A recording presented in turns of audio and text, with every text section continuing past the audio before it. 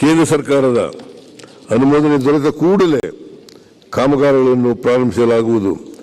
ಕೃಷ್ಣಾ ಕಣಿವೆ, ಕಾವೇರಿ ಕಣಿವೆ ಹಾಗೂ ಇತರ ನದಿಗಳ ಕಣಿವೆಯ ವಿವಿಧ ಯೋಜನೆಗಳಡಿ ಬಾಕಿ ಇರುವ ಕಾಮಗಾರಿಗಳನ್ನು ಕೈಗೆತ್ತಿಕೊಂಡು ಪ್ರಸಕ್ತ ಸಾಲಿನಲ್ಲಿ ಪೂರ್ಣಗೊಳಿಸಲು ಕ್ರಮ ವಹಿಸಲಾಗುವುದು.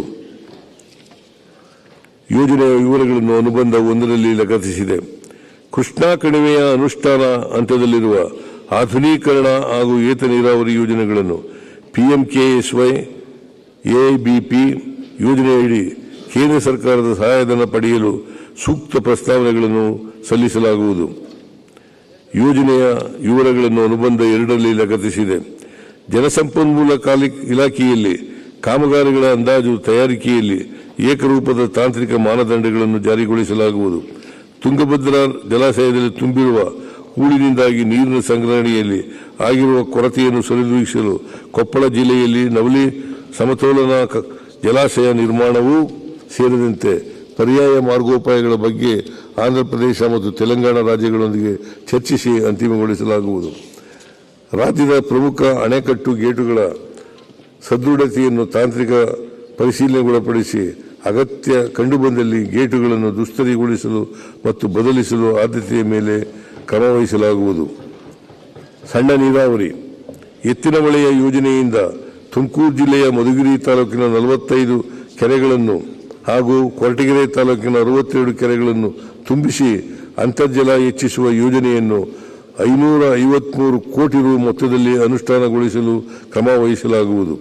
ಪ್ರಗತಿಯಲ್ಲಿರುವ ಈ ಕೆಳಗಿನ ಯೋಜನೆಗಳನ್ನು ಪ್ರಸಕ್ತ ಸಾಲಿನಲ್ಲಿ ಪೂರ್ಣಗೊಳಿಸಲಾಗುವುದು. 1080 ಕೋಟಿ ರು ಮೊತ್ತದ ಪ್ರಭಾವತಿ ವ್ಯಾಲಿ ಮೊದಲನೇ ಹಂತದ 70 ಕೆರೆ ತುಂಬಿಸುವ ಯೋಜನೆ, 70 ಕೋಟಿ ಮೊತ್ತದ HN ವ್ಯಾಲಿ ಎರಡನೇ ಹಂತದ ಯೋಜನೆಯಡಿ 24 ಕೆರೆ ತುಂಬಿಸುವ ಯೋಜನೆ, 93.50 ಕೋಟಿ ರು ಮೊತ್ತದ ಬೆಂಗಳೂರು ಪೂರ್ವ ತಾಲೂಕಿನ 14 ಕೆರೆ ತುಂಬಿಸುವ ಯೋಜನೆ ಹಾಗೂ ಇತರ ವಿವರಗಳನ್ನು ಅನುಬಂಧ 3ರಲ್ಲಿ ಲಗತ್ತಿಸಿದೆ. ಪ್ರಸಕ್ತ ಸಾಲಿನಲ್ಲಿ ರಾಜ್ಯಾದ್ಯಂತ ಸಣ್ಣ ನೀರಾವರಿ ಯೋಜನೆಗಳಾದ ಕೆರೆಗಳ ಆಧುನೀಕರಣ, ಅಣೆಕಟ್ಟು ಮತ್ತು ಪಿಕಪ್ ಕಿಂಡಿ ಅಣೆಕಟ್ಟು, ಏತ ನೀರಾವರಿ, ನಿಷ್ಕ್ರಿಯ ಯೋಜನೆಗಳ ಪುನರುಜ್ಜೀವನ ಇತ್ಯಾದಿ ಯೋಜನೆಗಳ ಅಡಿ ಒಟ್ಟಾರೆ 2,000 ಕೋಟಿ ರು ಮೊತ್ತದ ಹೊಸ ಕಾಮಗಾರಿಗಳನ್ನು ಕೈಗೆತ್ತಿಕೊಳ್ಳಲಾಗುವುದು. ಶಾಲಾ ಶಿಕ್ಷಣ ಶೋಷಿತರ ಬಹಿಷ್ಕೃತರ ಕಣ್ಣೀರನ್ನು ತೊಡೆದು ಹಾಕು, ಜಾತಿ ವ್ಯವಸ್ಥೆ ಸಂಕೋಲೆಯನ್ನು ಮುರಿದು ಪಡೆದುಕೋ, ಜಾಸ್ತಿ ವ್ಯವಸ್ಥೆ ಸಂಕೋಲೆಯನ್ನು ಮುರಿದು ಶಿಕ್ಷಣ ಪಡೆದುಕೋ. ಸಾವಿತ್ರಿಬಾಯಿ ಫುಲೆ. ಪೂರ್ವ ಪ್ರಾಥಮಿಕದಿಂದ ಪದವಿ ಪೂರ್ವ ಹಂತದವರೆಗೂ ಒಂದೇ ಸೂರಿನಡಿ ಗುಣಮಟ್ಟದ ಶಿಕ್ಷಣ ನೀಡಲು ನಮ್ಮ ಸರ್ಕಾರದ ಹಿಂದಿನ ಅವಧಿಯಲ್ಲಿ ಪ್ರಾರಂಭಿಸಲಾಗಿರುವ ಕರ್ನಾಟಕ ಪಬ್ಲಿಕ್ ಶಾಲೆಗಳನ್ನು ವಿಸ್ತರಿಸಲು ಉದ್ದೇಶಿಸಿದೆ.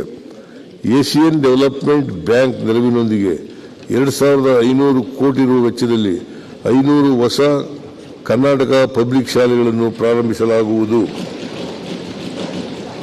ಶಾಲಾ ಮಕ್ಕಳ ಅಪೌಷ್ಟಿಕತೆ ನಿವಾರಿಸುವ ನಿಟ್ಟಿನಲ್ಲಿ ಪ್ರಸ್ತುತ 53 ಲಕ್ಷ ಮಕ್ಕಳಿಗೆ ವಾರದಲ್ಲಿ 2 ದಿನ ವಿತರಿಸಲಾಗುತ್ತಿರುವ ಮೊಟ್ಟೆ, ಬಾಳೆಹಣ್ಣನ್ನು ಅಜೀಂ ಪ್ರೇಮ್ಜಿ ಫೌಂಡೇಶನ್ ಸಹಾಯದೊಂದಿಗೆ 1,500 ಕೋಟಿ ರು ವೆಚ್ಚದಲ್ಲಿ ವಾರದಲ್ಲಿ 6 ದಿನಕ್ಕೆ ವಿಸ್ತರಿಸಲಾಗಿದೆ. ಈ ಯೋಜನೆಯನ್ನು 25-26ರ ಸಾಲಿನಲ್ಲಿಯೂ ಮುಂದುವರಿಸಲಾಗುವುದು. ಶಾಲಾ ಮಕ್ಕಳಿಗೆ ಸತ್ಯಸಾಯಿ ಅನ್ನಪೂರ್ಣ ಟ್ರಸ್ಟ್ ವತಿಯಿಂದ ಪ್ರಸ್ತುತ ವಾರದಲ್ಲಿ 3 ದಿನ ಸಾಯಿ ಶೂರ್ ರಾಗಿ ಹೆಲ್ತ್ ಮಿಕ್ಸ್ ಪುಡಿಯನ್ನು ಬಿಸಿ ಹಾಲಿನೊಂದಿಗೆ ಮಿಶ್ರಣ ಮಾಡಿ ವಿತರಿಸಲಾಗುತ್ತದೆ. ಈ ಕಾರ್ಯಕ್ರಮವನ್ನು ವಾರದ 5 ದಿನಗಳಿಗೆ ವಿಸ್ತರಿಸಲಾಗುವುದು. ಒಟ್ಟಾರೆ 100 ಕೋಟಿ ರು ವೆಚ್ಚದ ಯೋಜನೆಯು 20% ವೆಚ್ಚವನ್ನು ರಾಜ್ಯ ಸರ್ಕಾರದಿಂದ ಭರಿಸಲಾಗುವುದು. ಸರ್ಕಾರಿ ಪ್ರಾಥಮಿಕ ಮತ್ತು ಪ್ರೌಢಶಾಲೆಗಳ ಅತಿಥಿ ಶಿಕ್ಷಕರು ಮತ್ತು ಸರ್ಕಾರಿ ಪದವಿ ಪೂರ್ವ ಕಾಲೇಜುಗಳ ಅತಿಥಿ ಉಪನ್ಯಾಸಕರಿಗೆ ಪ್ರಸ್ತುತ ನೀಡಲಾಗುತ್ತಿರುವ ಮಾಸಿಕ ಗೌರವ ಧನವನ್ನು ತಲಾ 2,000 ರೂಪಾಯಿ ಹೆಚ್ಚಿಸಲಾಗುವುದು. ಸರ್ಕಾರಿ ಶಾಲೆಗಳಲ್ಲಿ ಬಿಸಿಯೂಟ ತಯಾರಿಸುವ ಸಿಬ್ಬಂದಿಗೆ ನೀಡುತ್ತಿರುವ ಮಾಸಿಕ ಗೌರವವನ್ನು ತಲಾ 1,000 ರೂಪಾಯಿಗೆ ಹೆಚ್ಚಿಸಲಾಗುವುದು. ರಾಜ್ಯದ ಅರ್ಹ 100 ಸರ್ಕಾರಿ ಹಿರಿಯ ಪ್ರಾಥಮಿಕ ಶಾಲೆಗಳನ್ನು ಪ್ರೌಢಶಾಲೆಗಳನ್ನಾಗಿ ಹಾಗೂ 50 ಪ್ರೌಢಶಾಲೆಗಳನ್ನು ಪದವಿ ಪೂರ್ವ ಶಾಲೆಗಳನ್ನಾಗಿ ಉನ್ನತೀಕರಿಸಲಾಗುವುದು. ಎಲ್ಕೆಜಿಯಿಂದ ದ್ವಿತೀಯ ಪಿಯುಸಿವರೆಗಿನ ಎಲ್ಲ ತರಗತಿಗಳ ವಿದ್ಯಾರ್ಥಿಗಳು ಆಯಾ ತರಗತಿಗೆ ತಕ್ಕಂತೆ ಕಲಿಕೆಯ ಮಟ್ಟವನ್ನು ಹೊಂದುವ ನಿಟ್ಟಿನಲ್ಲಿ 3 ವರ್ಷಗಳ ಮಹತ್ವಾಕಾಂಕ್ಷಿ ಕಾರ್ಯಕ್ರಮವನ್ನು ಜಾರಿಗೊಳಿಸಲಾಗುವುದು. ಈ ಮೂಲಕ ಎಸ್ಎಸ್ಎಲ್ಸಿ ಮತ್ತು ಪಿಯುಸಿ ಪರೀಕ್ಷೆಗಳ ಫಲಿತಾಂಶದಲ್ಲಿ ಸುಧಾರಣೆ ತರಲಾಗುವುದು. ಇದಕ್ಕಾಗಿ ಈ ಕೆಳಕಂಡ ಉಪಕ್ರಮಗಳನ್ನು ಕೈಗೊಳ್ಳಲಾಗಿದೆ. ಪ್ರಸ್ತುತ 2619 ಸರ್ಕಾರಿ ಶಾಲೆಗಳ ಪೂರ್ವ ಪ್ರಾಥಮಿಕ ತರಗತಿಗಳಿಗೆ ಉತ್ತಮ ಪ್ರತಿಕ್ರಿಯೆ ವ್ಯಕ್ತವಾಗಿದ್ದು, ಒಟ್ಟು 90,195 ವಿದ್ಯಾರ್ಥಿಗಳು ದಾಖಲಾಗಿರುತ್ತಾರೆ.